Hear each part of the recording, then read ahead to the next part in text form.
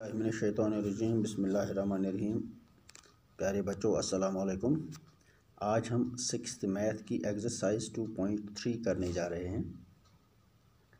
ये whole numbers chapter में exercise है, यानी इसमें होल नंबर्स के मुतल्लिक़ ही सवाल होंगे। तो चलो शुरू करते हैं। Question number 1, which of the following will not represent zero. नीचे इसी क्वेश्चन के 4 पार्ट दिए हुए हैं, part A, part B, part C और पार्ट डी।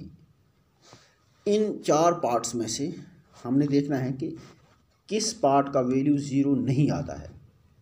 पहला पार्ट है 1 + 0। 1 + 0 कितना होता है? 1 + 0 आता है 1 + 0 1, तो इसका वैल्यू ज़ीरो नहीं आया।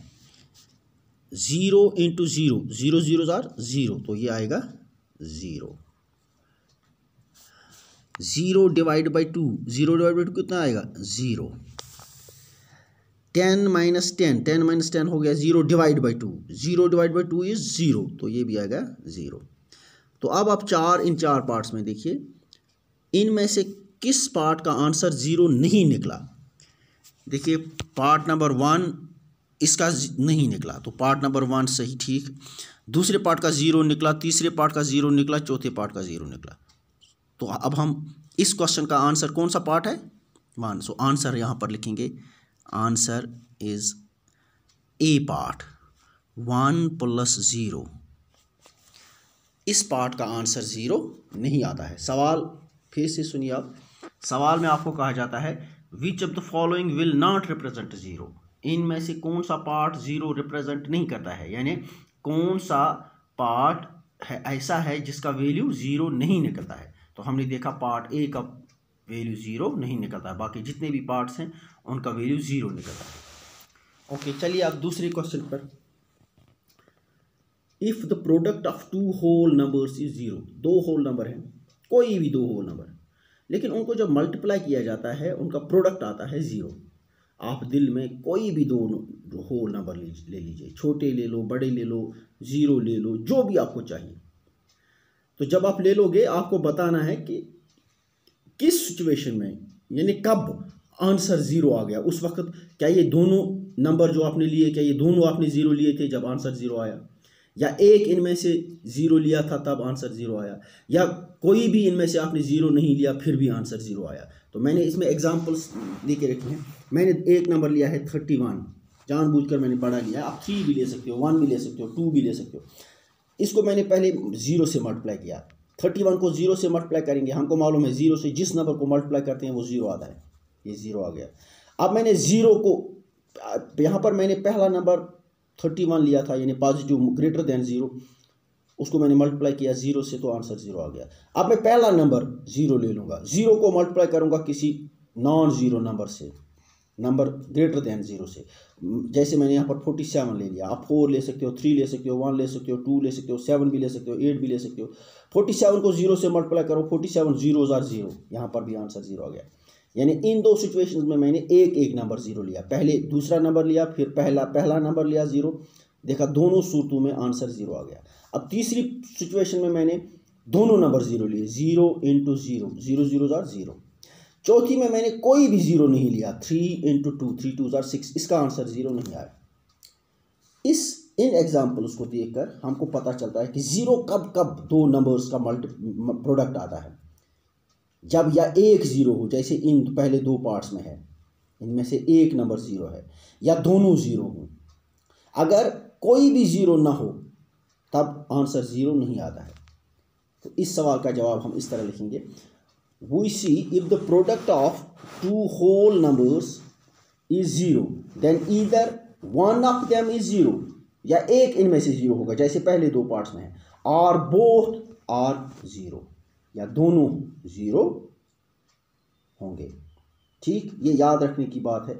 जब भी 2 नंबर्स का प्रोडक्ट 0 आता है, ये ज़रूरी है कि उन 2 नंबर्स में या एक नंबर 0 होगा या वो दोनों नंबर 0 होंगे, अदरवाइज 0 प्रोडक्ट कभी नहीं आएगा।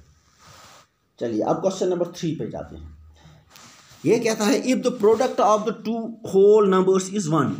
अभी 2 होल नंबर हैं, उनको मल्टीप्लाई करके आंसर 1 आता है। होल नंबर हैं ये, फ्रैक्शंस, रैशनल नंबर्स नहीं है। जब इन दो होल नंबर्स को मल्टीप्लाई करके आंसर 1 आता है तो हमको बताना है कि ये कब मुमकिन है।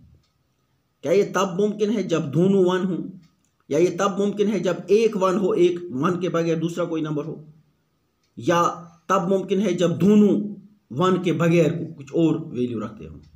तो यहाँ पर मैंने एग्जांपल ले लिया है। जैसे मैंने पहले एक नंबर 1 रखा, एक नंबर मैंने 5 ले लिया, ये 1 नहीं है, 1 से डिफरेंट है। दूसरा नंबर मैंने 1 ले लिया, 5 1 जार 5, आंसर 1 नहीं आया।